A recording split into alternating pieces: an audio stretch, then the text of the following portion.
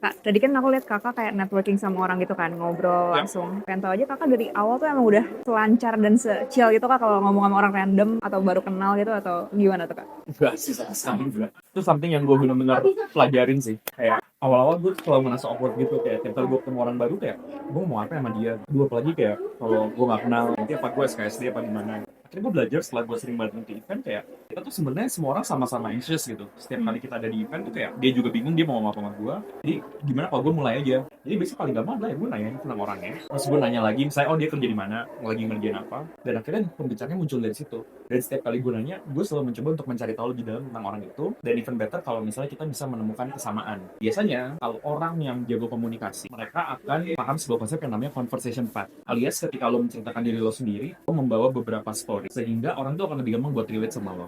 Kayak misalnya tadi gue ngobrol sama orang, terus gue bilang kayak, oh iya saat ini gue bangun bisnis gue. Semalam gue gak datang ke speaker dinner karena gue semalam nonton Arsenal. Terus gue tinggal di Singapura karena gue nemenin istri gue buat kerja. Maksudnya kayak, orang kalau ngobrol sama gue, dia punya tiga opsi, dia pengen lanjutin ngobrolin apa sama gue di bagian itu. Jadi tips gue buat lo yang kayak lagi mau nge-approach orang, ya Hmm. bener-bener kayak cari tahu aja orangnya kayak apa gitu. Karena kita gak akan bener-bener pernah tahu orang di depan kita tuh punya sesuatu, punya cerita apa yang menarik. Jadi Hmm. just be curious. Dan kalau buat lo sebagai orang, kalau ada lagi kalau datang ke event kayak gini, Hmm. prepare your story, cerita tentang diri lo. Jadi kayak ngasih kesempatan juga buat orang tuh bisa ngegali dan nanya tentang diri.